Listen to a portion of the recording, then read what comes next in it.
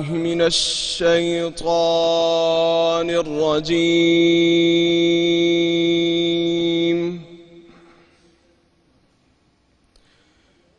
بسم الله الرحمن الرحيم.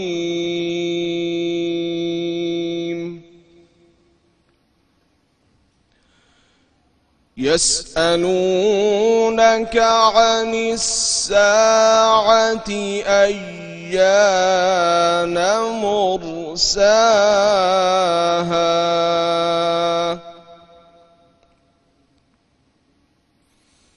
قل إنما علمها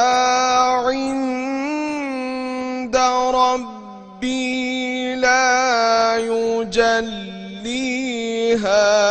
لوقتها إلا هو ثقلت في السماوات والأرض لا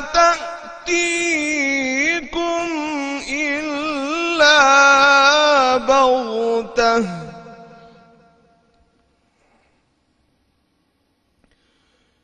يسألونك عن الساعة أيان مرساها قل إنما علمها عند ربي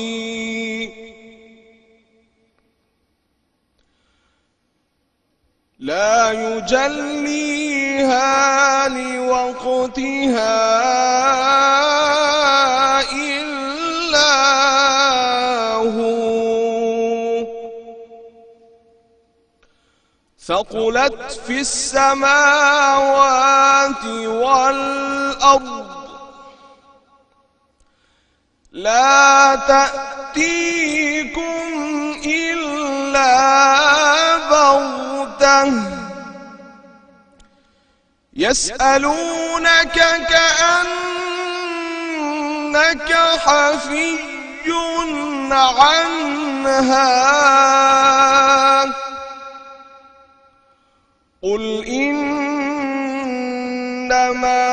علمها عند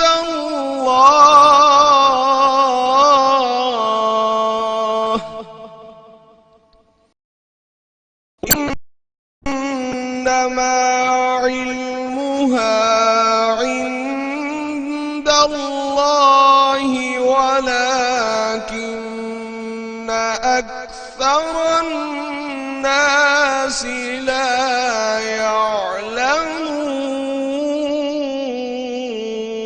يعلمون صدق الله العلي العظيم. جزاک اللہ. اور السلام علیکم. خوش آمدید کہوں گی آپ کو سب دیکھنے والوں کو اے پلس کی خصوصی رمضان ٹرانسمیشن رمضان کریم میں. آج 9واں روزہ ہے. ایک دن ہے صرف جبکہ رحمت کا عشرہ پہلا عشرہ جو ہے وہ تمام ہوگا رمضان المبارک کا اور ہم دوسرے عشرے میں داخل ہونے کی طرف چلیں گے. آج 9ویں پارے کے جن مضامین کا احاطہ کیا جائے گا. یہ جو سپارہ ہے اس کا آغاز ہی سرداروں کا کہا قال الملا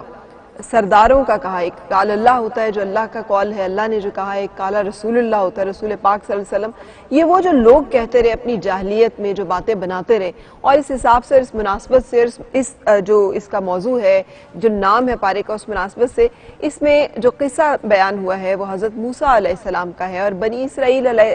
اسرائیل کی اس سرکشی کا ہے جس کے نتیجے میں انہیں عذاب اور اس کے بعد انہیں بہت ساری ایسے جو ہیں معاملات سے گزرنا پڑا جو ان کے لیے دنیا اور آخرت دونوں میں ان کے لیے نقصان کا اور تکلیف کا اور آزار کا باعث ہے. آج جو آپ کے سامنے آیت کریمہ تلاوت کی گئیں یہ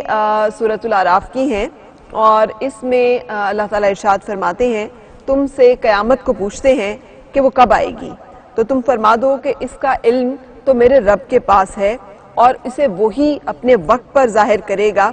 اور بھاری حادثہ ہوگا یقینی طور پر آسمان اور زمین میں یہ تم پر، مگر اچانک تم پر یہ آئے گی، گویا تم نے اسے خوب تحقیق کر رکھا ہے۔ تم فرماؤ کہ اللہ کا علم تو اللہ ہی کے پاس ہے لیکن بہت لوگ جانتے نہیں۔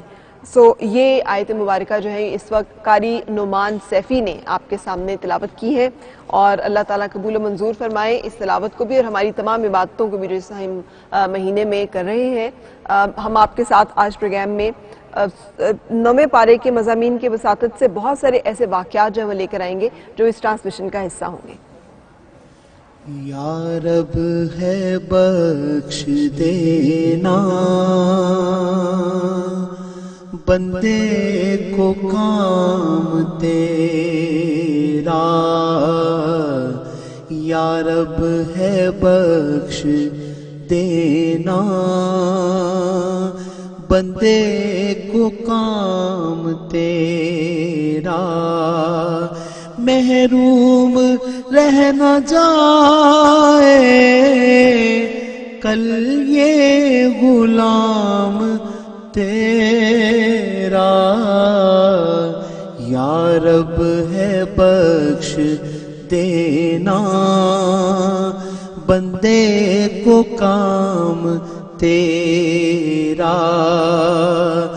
جب تک ہے دل بغل میں ہر دم وہ یاد تیری، جب تک ہے دل بغل میں ہر دم ہو یاد تیری، جب تک زباں ہے منہ میں جاری ہو نام تیرا، یا رب ہے بخش دینا بندے کو کام تیرا، ہے تو ہی دینے والا پستی سے دے بلندی، ہے تو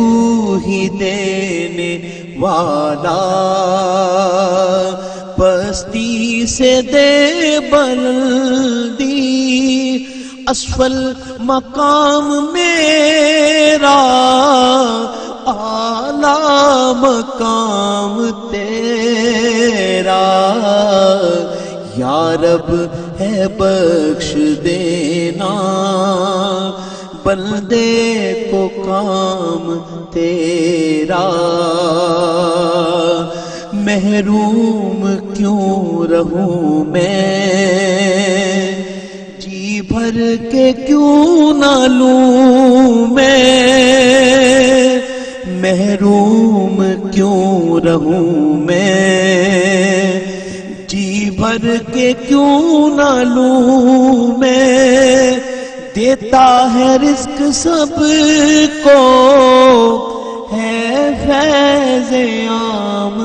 تیرا، یا رب ہے بخش دینا بندے کو کام تیرا، یا رب ہے بخش دینا بندے کو کام تیرا۔ سبحان اللہ، سبحان اللہ۔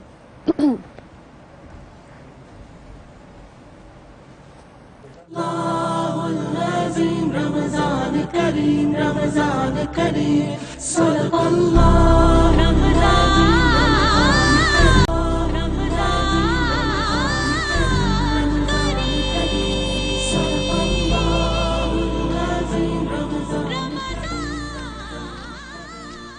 بسم اللہ الرحمن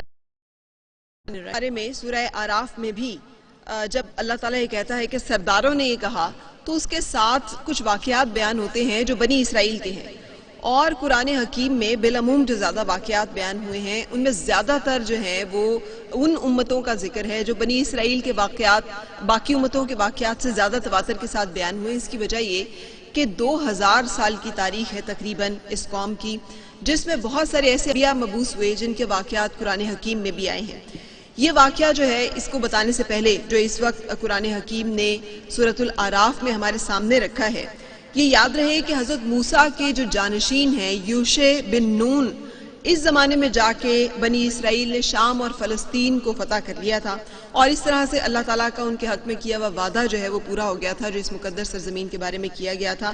کیونکہ اس وقت تک کہ فلسطین جو ہے یہ انسانی تہذیب کا اور انسانی تمدن کا مرکز بن رہا تھا، اور یہاں کی جو باقی اقوام ہیں وہ شرک میں اور شرک کی دلدل میں دھنسی ہوئی تھیں. لیکن بنی اسرائیل کی صورت میں ان کے پاس رہنمائی آئی جس میں بہت سارے نبی آتے رہے. جب اس امت نے اللہ تعالیٰ کے احکامات کی پیروی کی، ان پہ انعامات خدا بندی کا سلسلہ ہوا، اس کا ذکر بھی قرآن حکیم میں ہے. اور جب انہوں نے اللہ تعالیٰ کے احکامات سے انکار کیا تو وہ جو اللہ تعالیٰ کے انعامات تھے وہ بھی چھین لیے گئے اور بہت سخت عذاب الہی کے یہ حقدار بھی قرار پائے. اس کے علاوہ یہ جب آگے چلتے ہیں تو ایک وقت ایسا آتا ہے جب یہی قوم جس نے کہ فتح کیا حضرت یوشع بن نون کے دور میں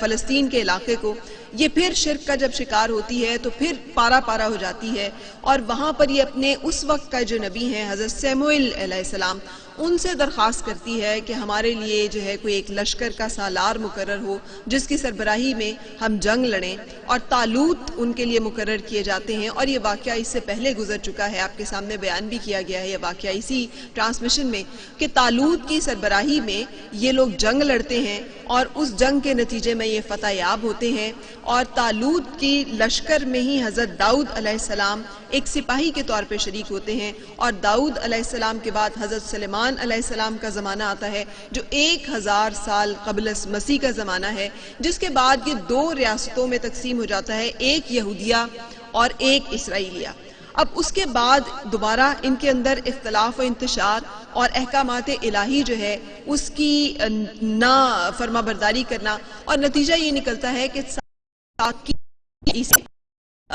ایک آشوری حکمران سارگون نے، یہ قبل مسیح کا زمانہ ہے، سارگون نے اس دارالحکومت جو تھا ان کا سامریہ اس پر حملہ کیا، اور اس کے بعد 587 قبل از مسیح میں یہودیہ کی جو ریاست تھی اس کے شہر بابل کے حکمران پہ بخت نصر نے حملہ کیا تھا اور یہ وہاں پہ برباد ہو گئی تھی. اس طرح سے ان کی دونوں جو ریاستیں تھیں یہ ان کے قبضے سے نکل گئی تھیں. ہیکل سلمانی کو گرا دیا گیا تھا، اور ہیکل سلمانی جو ہے یہ بنی اسرائیل کی بڑی اس سے ایک افیلیشن تھی، اس سے بڑی ایک ان کا تعلق تھا. بخت نصر جو ہے یہ بنی اسرائیل کو غلام بنا کے بابل لے گیا تھا، اور ایرانی حکمران جو سائرس ہے اس نے حضرت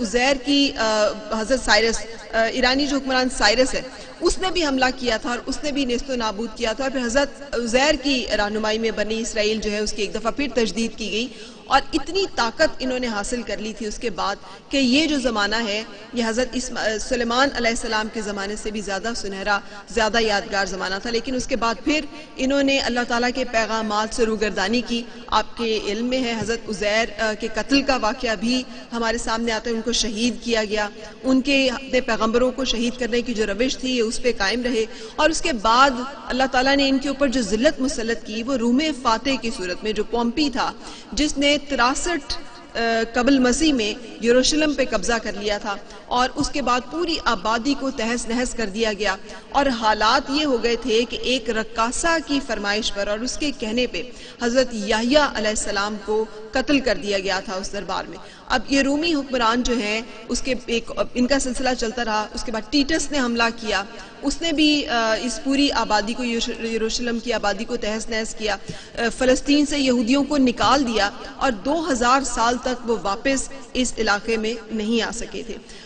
یہ جو واقعہ سورۃ الاعراف میں بیان ہوتا ہے، یہ جو میں نے آپ کو ہسٹری بیان کی، اس کے بعد حضرت عیسیٰ علیہ السلام کا نزول ہوتا ہے. حضرت عیسیٰ علیہ السلام بھی اللہ تعالیٰ کے پیغامات جو ہیں وہ لے کر اس قوم کے پاس آتے ہیں، لیکن قرآن پاک نے اس واقعے کو بھی کھول کے بیان کر دیا جہاں پر یہودیوں کا جو ایمان اور عقیدہ ہے اس کے مطابق کہ انہوں نے حضرت عیسیٰ علیہ السلام کو مصلوب کیا، نعوذ باللہ، جبکہ مسلمانوں کا عقیدہ اور ایمان یہ ہے کہ اللہ تعالیٰ نے انہیں ایک بلند درجے کی طرف اٹھا لیا اور وہ پھر لوٹائے جائیں گے، اور وہ صحیح اس وقت فیصلہ فیصلہ کریں گے اور ایمان کی حالت کی طرف ان لوگوں کو واپس تبلیغ دی جائے گی اور لوٹائے جائیں گے تمام لوگ. یہ وہ مختصر بیک گراؤنڈ ہے جو میں نے آپ کے ساتھ شیئر کیا, اور اس کے ساتھ قرآن حکیم کا یہ واقعہ جو شروع ہوتا ہے یہاں سے کہ حضرت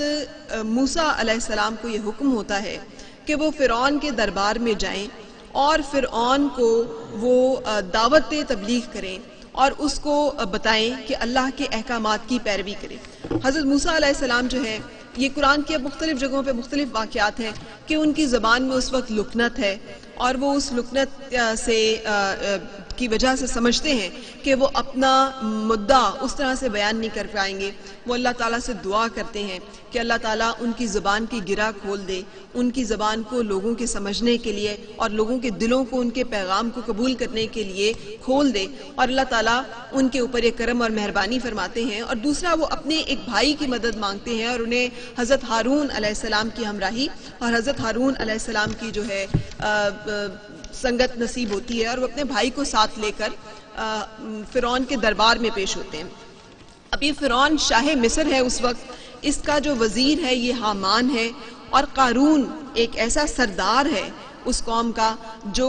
ہے تو حضرت موسیٰ کی قوم سے, لیکن وہ عقیدے میں قبطیوں کے عقیدے پر ہے جو کہ فرعون کا اور اس کی جو پیروکار ہیں ان کا عقیدہ ہے. فرعون اپنے آپ کو رب سمجھتا ہے, اور نہ صرف سمجھتا ہے بلکہ وہ چاہتا ہے کہ لوگ اس کی پرستش کریں, اس کی عبادت کریں, طاقتور اور حکمران نہ سمجھیں. حضرت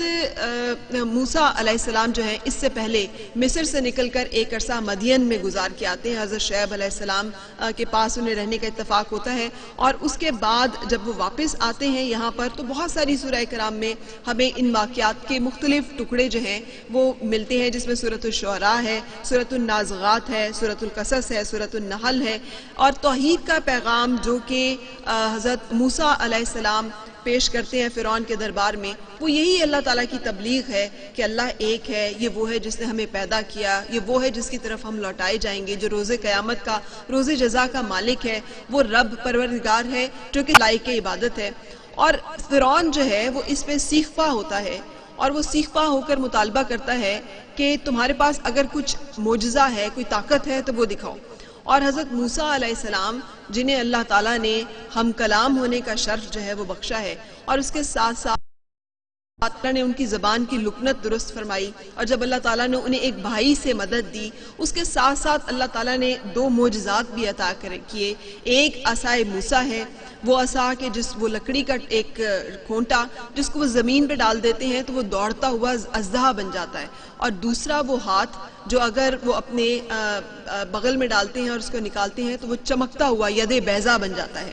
یہ دونوں معجزات آپ اللہ کے نبی کے پاس تھے. حضرت موسیٰ علیہ السلام نے اپنے معجزات جو ہے وہ وہاں پہ پیش کیے, تو جو تفاسیر ہیں وہ بیان کرتی ہیں کہ وہاں پر ایک بڑی ہلچل کی سی کیفیت پیدا ہو گئی. فرعون اس امید میں نہیں تھا کہ یہ شخص جو اتنا بے آسرا کر کے مصر سے نکالا گیا, جو ایک عرصے تک مدین میں روپوش رہا ہے, یہ اس طاقت اور جلال کے ساتھ واپس آئے گا اور اس کی حکمرانی کو اور اس کی بادشاہت کو اور اس کی طاقت کو چیلنج کر دے گا.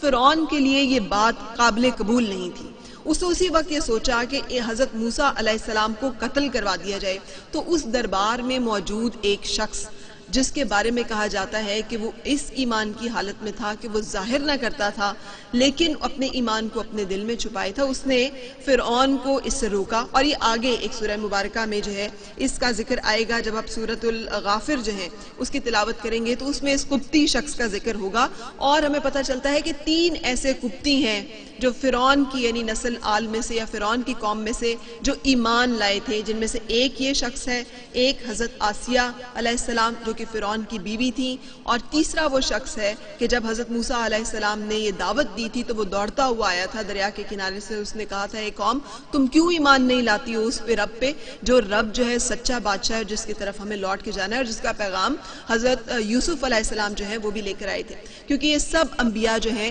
یہ بنی اسرائیل کی نسل میں گزرے ہیں اور یہ سب ان کے احوال سے واقف تھے, اور اس کے ساتھ ساتھ اپنی سرکشیوں اور اپنی نافرمانیوں سے بھی بہت سارے لوگ تھے جو واقف تھے. 3 ایسے تھے صرف جن کے دل میں اللہ تعالیٰ کا خوف ابھی باقی تھا. اس شخص نے فرعون کو اس بات پہ قائل کیا کہ آپ کیوں ایسا نہیں کرتے کہ آپ اس کو مناظرے کی صورت میں لے جائیں اور کیوں نہ اس کو آپ اپنے جادوگروں کو بلائیں اور اس کے ساتھ مقابلہ کرائیں۔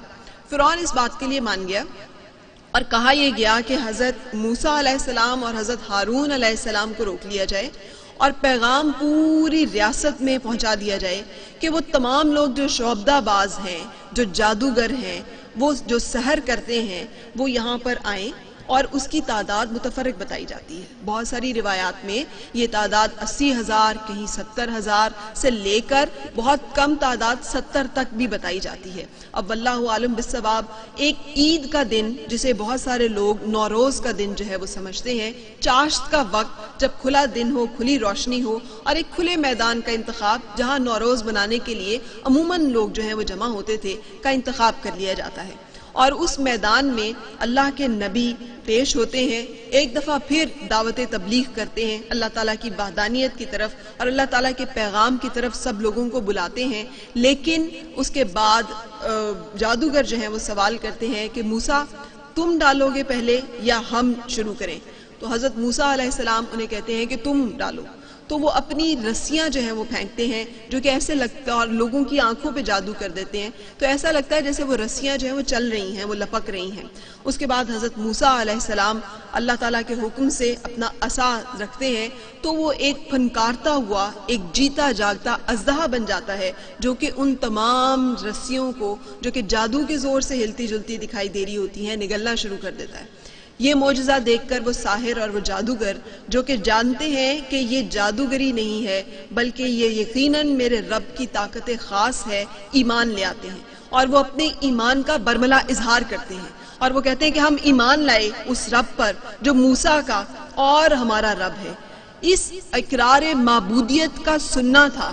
کہ فرعون آپے سے باہر ہو گیا اور اس نے کہا کہ میرے کہنے سے پہلے ہی تم لوگ ایمان کیسے لے آئے، اور اس کے ساتھ ہی وہ یہ حکم صادر کرتا ہے کہ ان کے بیٹوں کو قتل کیا جائے اور ان کی عورتوں کو زندہ چھوڑ دیا جائے، اور ان کے ایک طرف کے یہ حکم جو ہے یہ ان بنی اسرائیل کے لیے ہے جو اس وقت مروب ہو رہے ہیں اسلام کے اور اس تبلیغ سے اور پیغام سے اور جادوگروں کے بھی حق کے معبودیت کے اعلان سے، اور اس کے ساتھ ساتھ وہ ان جادوگروں کے حق میں اعلان کرتا ہے کہ انہیں قتل کر دیا جائے گا۔ اور ایک بڑا خوبصورت جملہ جو ہے وہ حضرت عبداللہ بن عباس لکھتے ہیں، وہ کہتے ہیں کہ صبح کے وقت یہ جادوگر مشرک تھے، جادوگر تھے، اور شام کے وقت یہ شہید تھے، متقی تھے۔ سو اللہ تعالیٰ نے اپنی رحمت سے اور اپنے کرم سے ان کو وہ عقیدے کی پختگی عطا کی کہ فرعون نے ان لوگوں کو قتل کیا، اور اس کے بعد بنی اسرائیل جو ہیں ان کے اوپر یہ دہشت کہ ان کے بیٹے قتل کیے جائیں گے اور ان کی بیٹیاں اور عورتیں جو ہیں وہ زندہ چھوڑی جائیں گی، جیسے کہ اس سے پہلے بھی وہ حضرت موسیٰ علیہ السلام کے دور میں حضرت موسیٰ کے نہ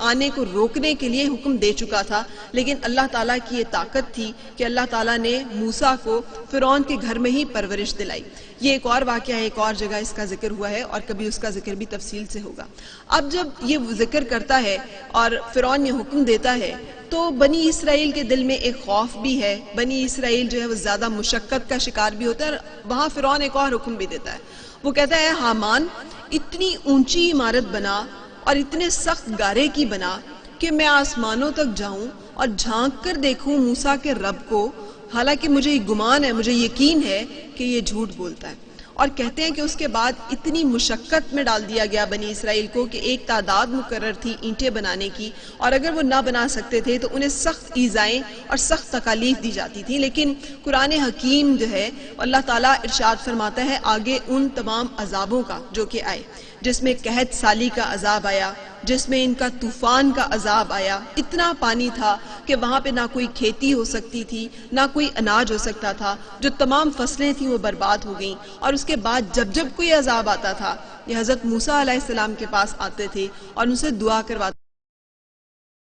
تو یہ واپس اپنی بدکاریوں کی طرف لوٹ جاتے تھے، اور ایک ایک کر کے ٹڈی دل کا عذاب آیا، جوؤں کا اور گھن کا عذاب آیا، خون کا عذاب آیا، پانی کو ہاتھ لگاتے تھے تو وہ خون بن جاتا تھا، اور مینڈک کا عذاب آیا۔ یہ تمام عذاب وہ ہیں جس کو دیکھنے کے بعد بھی یہ اپنی حالت کو سدھارنے کا نام نہیں لیتے تھے، اور پھر فرعون سے مایوس ہو کے ایک لائن میں صرف قرآن پاک نے اس عظیم الشان معجزے کا ذکر کیا ہے کہ جب حضرت موسیٰ علیہ السلام، جس نے فرعون سے کہا تھا کہ اے فرعون اللہ تعالیٰ کی طاقت اور وحدانیت پر ایمان لے، اور جب اس نے انکار کیا تھا تو اس کو یہ کہا تھا کہ بنی اسرائیل کو میرے حوالے کر دو، اس لیے کہ بنی اسرائیل پر مظالم کی انتہا ہو چکی ہے، اور اس نے اس سے بھی انکار کیا تھا۔ جب حضرت موسیٰ علیہ السلام اس بنی اسرائیل کو اس جبر اور اس ظلم و استبدال سے نکال کر لے چلے تو اللہ تعالیٰ نے فرات جو ہے، ایک دریا جو ہے، اس کو پھاڑ کر ان کے لیے رستہ بنایا، اور پیچھے آنے والا فرعون جو ہے وہ اللہ کے حکم سے اس دریا میں اس طرح سے ڈوب گیا کہ کئی سال بعد اس کی لاش نکالی گئی۔ آج بھی اس کی لاش جو ہے وہ محفوظ ہے، اور وہ لوگ اسے دیکھنے جاتے ہیں۔ اللہ تعالیٰ نے قرآن پاک میں کہا تھا کہ میں فرعون کو نشان عبرت بنا دوں گا۔ آج کئی صدیاں گزر جانے کے بعد شاید آپ کے علم میں ہو کہ فرعون کی لاش وہ واحد لاش ہے جس کو مرنے کے بعد جس کا پاسپورٹ بنایا گیا، اس لیے کہ جب فرعون کی لاش نیل سے نکالی گئی تو اس کی لاش کو کچھ ایسی چیزوں کی ضرورت تھی جس کے ساتھ اسے محفوظ رکھا جا سکے، اور اس کے لیے اسے پیرس لے جانا مقصود تھا، اور وہ ممکن نہ تھا اگر ویزا نہ لگتا۔ سو فرعون وہ اللہ تعالیٰ کی طرف سے ایک عجائب ہے، ایک اللہ تعالیٰ کی قدرت کا نمونہ ہے، جس کی حنوط شدہ لاش کا ہزاروں سال بعد پاسپورٹ بنا، اور اس کے بعد اس کے لیے جو ہے وہ لوگ آئے جو اور اسے لے جایا گیا، جہاں پر اس کی جو ہے اس طرح سے اس کو محفوظ کیا گیا کہ آج بھی اگر آپ جائیں میوزیم میں تو آپ فرعون کی لاش کو دیکھ سکتے ہیں۔ سو یہ اللہ تعالیٰ کی طاقت اور قدرت کے جو مظاہر ہیں ان کے کچھ میں نے یہاں پر واقعات آپ کی نظر کیے۔ اللہ تعالیٰ ہمیں بنی اسرائیل کے راستے پہ نہ چلائے، اور جو سورۃ الفاتحہ میں ہم شروع کرتے ہیں کہ یا اللہ ہمیں ان لوگوں کے راستے پہ چلانا جن پہ تیری ہدایت ہوئی، جن پہ تیرا کرم ہوا، نہ کہ ان لوگوں کے جن پہ تیرا غضب ہوا۔ تو میں اسی اللہ تعالیٰ سے دعا کے ساتھ اس واقعے کو یہاں پہ ختم کروں گی کہ یا اللہ ہمیں ہدایت یافتہ لوگوں کے راستے پہ چلانا، نہ کہ ان لوگوں اور نہ ان کے جو گمراہ ہوئے۔ آمین۔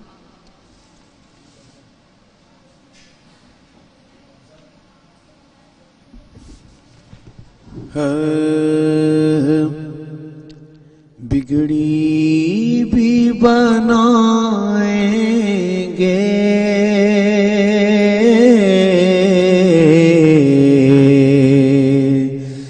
جلوے بھی دکھائیں گے، بگڑی بھی بنائیں گے، جلوے بھی دکھائیں گے،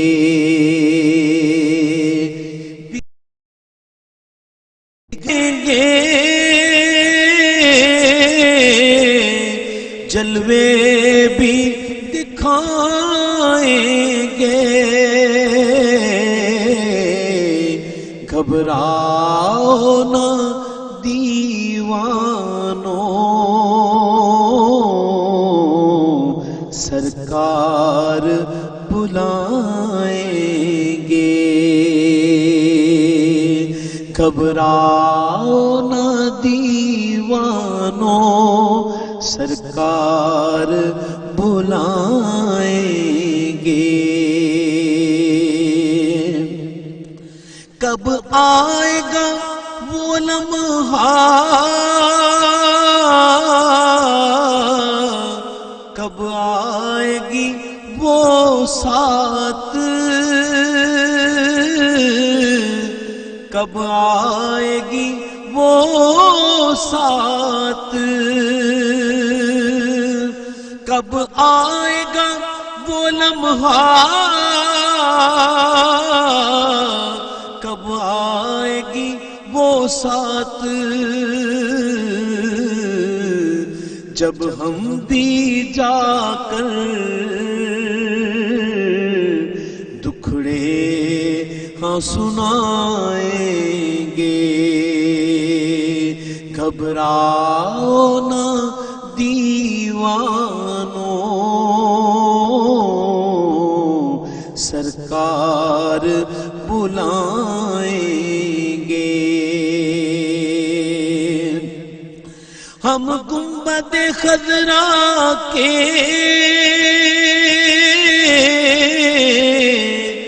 دیکھیں گے